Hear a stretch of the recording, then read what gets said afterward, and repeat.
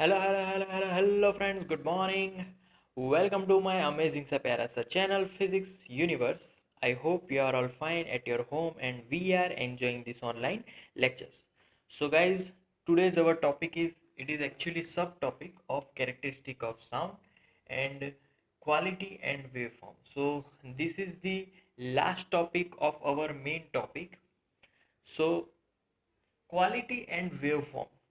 First of all, how can we differ the sound quality of different sounds?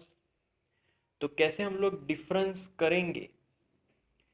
तो मेरे पास दो waveforms है, clear?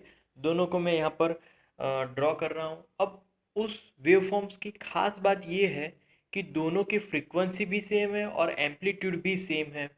तो कैसे हम लोग डिफर करेंगे वो हमें डायग्राम से पता चलेगा. सपोज कि मेरे पास एक जो वेवफॉर्म है दैट इज टोटली साइनसोइडल.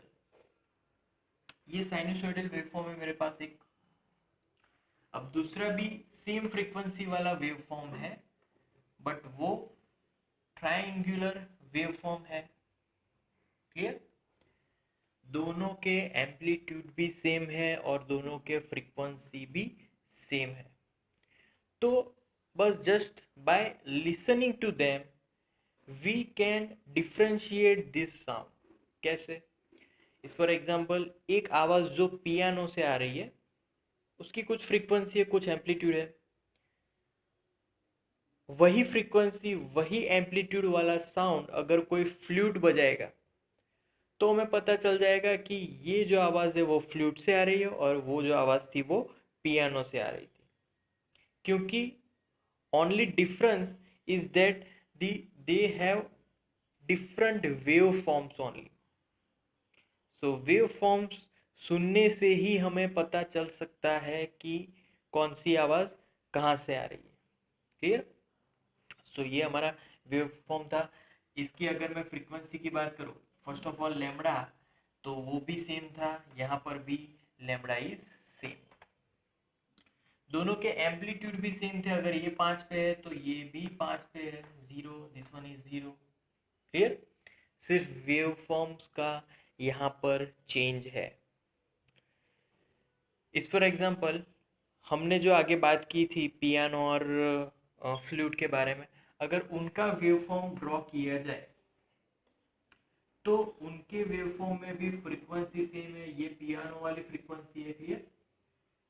और यहाँ पर ये जो फ्रीक्वेंसी मैंने ड्रॉ की ये फ्लूट की फ्रीक्वेंसी है. थोड़ा हाई पिच वाला साउंड दे रही है बट सेम फ्रीक्वेंसी है, सेम एम्पलीट्यूड है. फिर भी हमें पता चल जाएगा कैसे दोनों के वेवफॉर्म्स डिफरेंट है. वेवफॉर्म अलग हो गए फिर भी हमारे जो कान में उसका साउंड जाएगा वो अलग साउंड जाएगा, जिससे कि हमें पता चल जाएगा. क्योंकि वेवफॉर्म्स ही हमें बता रहे हैं. सपोज कि यहाँ पर पूरा कव है तो यहाँ पर डिफरेंट दो कव में वो डिवाइड हो गया है. तो वो हमारा जो कान के जो रिसीवर है, वो जो स्क्रीन है, वो उसको फील करेगा और उससे पता चलेगा कि नहीं ये दोनों साउंड डिफरेंट है. अब सपोज के एग्जाम्पल की बात करूँ कि हमें कैसे पता चल जाएगा कि ये साउंड उसी इंसान का है. सपोज कि हमने एक इंसान को लाइव सुना है. अब वही इंसान हमें फ़ोन करता है तो फ़ोन में तो थोड़ी आवाज़ डिफ़र हो रही है बट जब हमने उसको लाइव सुना था उसकी जो वोकल कॉर्ड की जो फ्रीक्वेंसी है और फ़ोन में हम जो सुन रहे हैं उसकी फ्रीक्वेंसी अगर दोनों मैच हो गई तो हम उसको जस्टिफाई कर सकते हैं कि नहीं वो ये वही इंसान है जिसको हमने लाइव सुना था.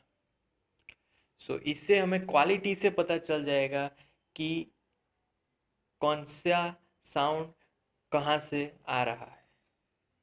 अब पूरी थियरी को अगर समराइज करें तो समराइज करने के लिए पहला जो था हमारे पास लाउडनेस. अब लाउडनेस कौन सी चीज़ पे डिपेंड कर रहा है, तो अगर वो लिखा जाए तो loudness is depending on yes amplitude. फिर सेकंड आया था हमारा कौन सा टर्म, तो second term is pitch. Yes, pitch कौन सी क्वांटिटी पे डिपेंड करता है? So that depend on frequency. Frequency ज़्यादा होगी, पिच ज़्यादा होगी, यहाँ पर एम्पलीट्यूड ज़्यादा होगा तो लाउडनेस भी ज़्यादा होगा। Clear? And the third one is here quality. कैसे पता चलेगी? तो क्वालिटी में तो ये दोनों सेम होंगी, दोनों वेव्स के। तो quality is always depending on wave form. अलग अलग वेव फॉर्म से क्वालिटी पता चल जाएगी। तो इस तरीके से हम तीनों को डिफ्रेंशिएट कर सकते हैं कि लाउडनेस में एम्पलीट्यूड ज़्यादा, लाउडनेस ज़्यादा, फ्रीक्वेंसी ज़्यादा, पिच ज़्यादा, या फिर लो पिच तो लो फ्रीक्वेंसी। क्वालिटी में वेव फॉर्म्स के हिसाब से हम लोग उसको डिफ्रेंशिएट करेंगे। सो आज का टॉपिक था हमारा quality and wave form. That's it for today guys. Thank you so much for viewing my video lectures till the end. That means a lot to me. Please like my videos and subscribe my channel.